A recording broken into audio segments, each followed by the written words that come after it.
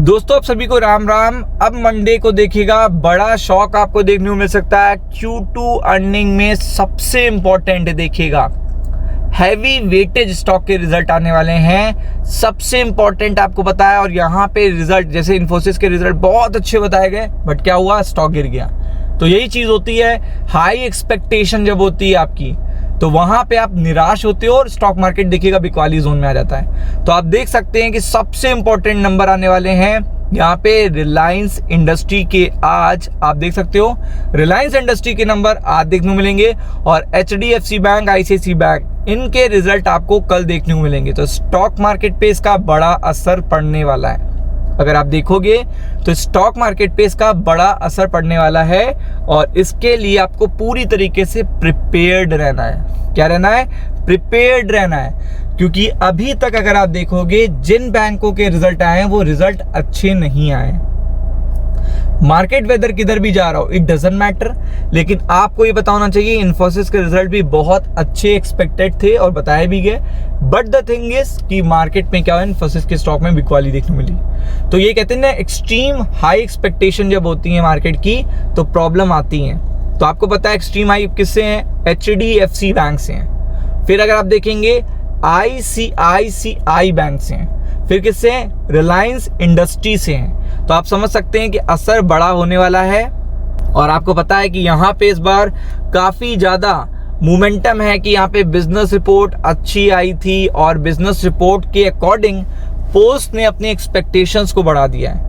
अब आपको भी पता है कि कई बार बिजनेस रिपोर्ट अच्छी आती है बट रिजल्ट उसके अकॉर्डिंग देखने को नहीं मिलते हैं। मतलब रिजल्ट में और देखिएगा बिजनेस रिपोर्ट में बहुत बड़ा फर्क आ जाता है, चीजें काफी बदल जाती हैं, काफी बड़ा फर्क आपको देखने को मिलता है। और अगर आप देखेंगे तो लोन पे भी असर पड़ेगा, जमा पे भी पड़ेगा, और अभी तक देखिएगा जो भी पर्टिकुलर इंफॉर्मेशन आई है वो काफी ज्यादा क्वेश्चन मार्क वाली आई है, क्वेश्चन मार्क।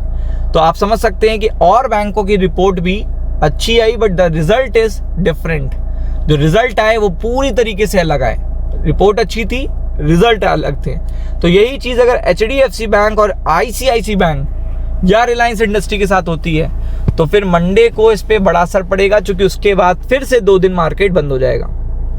तो सबसे पहले आपको पता होना चाहिए कि यहाँ पे मार्केट कल बंद रहेगा, फिर आपको पता है परसों बंद रहेगा। तो कल मार्केट में रिजल्ट आएंगे, मंडे को खुलेगा, फिर देखिएगा 21 और 22 को बंद रहेगा।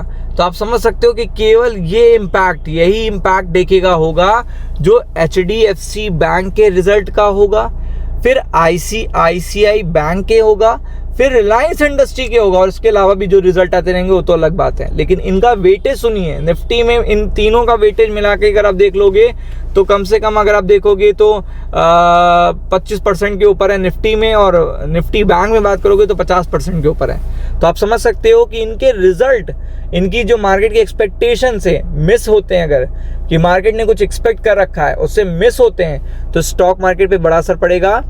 और पहले ऐसा कई बार हो चुका है, कई बार ऐसा हो चुका है कि बिजनेस रिपोर्ट में तो देखिएगा चीजें ठीक ठाक लगी, बट फिर मार्केट के पोल्स आए और फिर देखिएगा कोई बड़ी बढ़त नहीं देखने को मिली। 2% आप देख सकते हो, 2%, 1.9%। आप बताओ कि कितने परसेंट यहाँ पे वृद्धि दर देखने को मिल रही है आपको। ये जो चीजें देखने को मिल रही है ईयर ऑन ईयर बेसिस पे देखने को मिल रही है, जबकि मैं आपसे हमेशा कहता हूं कि चेक कहां से करना है, Q on Q, quarter, last quarter के कंपैरिजन में आपने कितना इंप्रूवमेंट करा वो मायने रखता है। वही शॉर्ट टर्म में स्टॉक के लिए रिजल्ट क्रिएट करता है। अगर वो चीज नहीं हो रही है तो आपको पता है कि असर पड़ेगा। और फिर अगर आप देखेंगे तो यहाँ पे आप चेकआउट कर सकते हैं कि ये चीज देखिएगा रिलायंस इंडस्ट्री पर भी लागू होती है।